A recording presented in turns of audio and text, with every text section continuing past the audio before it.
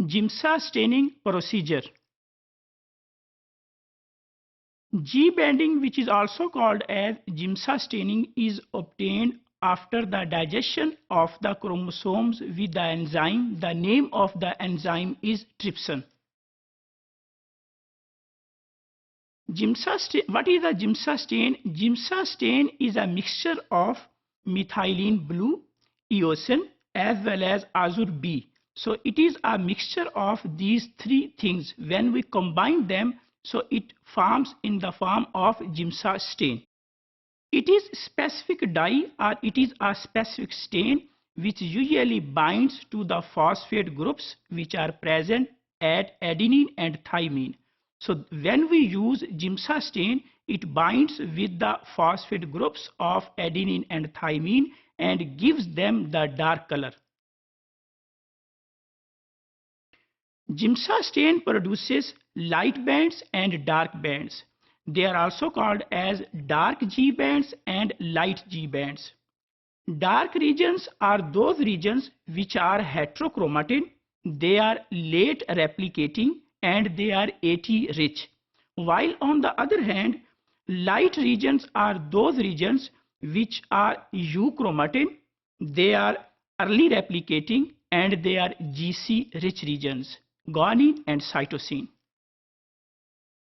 In this diagram, we can see that a chromosome has been stained with the help of GIMSA, and after the staining of the chromosome, we can see that there are some dark bands and there are some light bands. Like here we can see that this is dark band and here is light band. Again here is dark band. Same is here in case of Q arm, where we can see this is dark band, here is light band, this one is dark band and this one is light band. So with the help of a GIMSA stain, when we stain the chromosomes, then as a result of the staining, we can see that some of the fragments of the DNA, they are dark and some of them they are light. This is the procedure that how chromosomes are stained with the help of GIMSA. So this is the initial procedure how we prepare the slides for the chromosomes.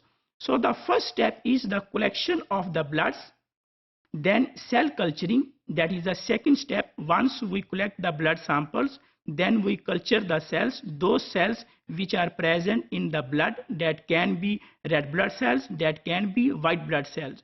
So that is the culturing of the cells which are present in the blood. And the third step is cell division at the metaphase. When we culture the cells, so there is a process of division of the cells. Cell divide into two daughter cells.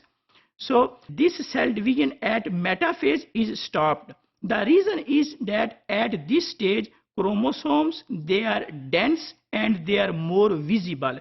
So that is the reason that this cell division is stopped at the metaphase of the mitosis.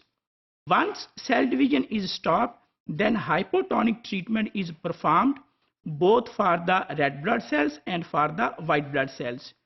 During the next step, there is fixation and slides preparation, then slide dehydration so that there is a removal of any kind of the water. Then we treat those slides with an enzyme. The name of the enzyme is trypsin. And then we stain those slides to see the bending pattern with the help of GIMSA. So during the first step, we prepare the slides by taking the blood samples. So this is the procedure for preparing the slides. Once we have prepared the slides, the whole process is like in this pattern. In the case of peripheral blood sample is added to small volume of nutrient medium. There is a nutrient medium on which the blood sample is added.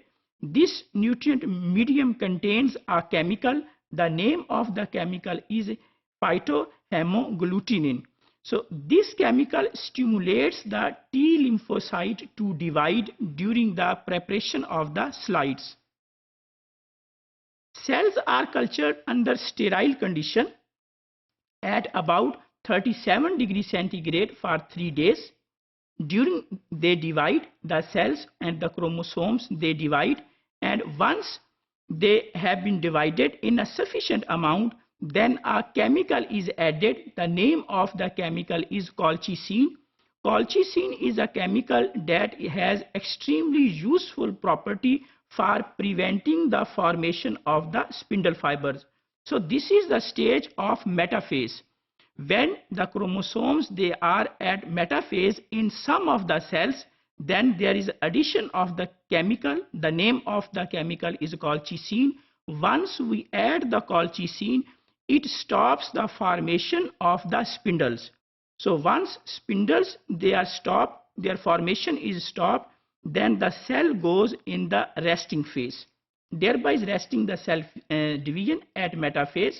The time chromosomes, this is the time at the stage of metaphase when chromosomes, they are most visible, they are most thick, and we can easily view them under the microscope.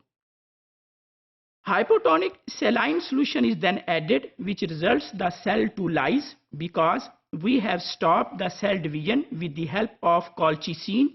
Once we have stopped, then we add the hypotonic saline solution to lyse the cells or to burst the cells, so that the chromosomes, they come out of the cells or from the nucleus.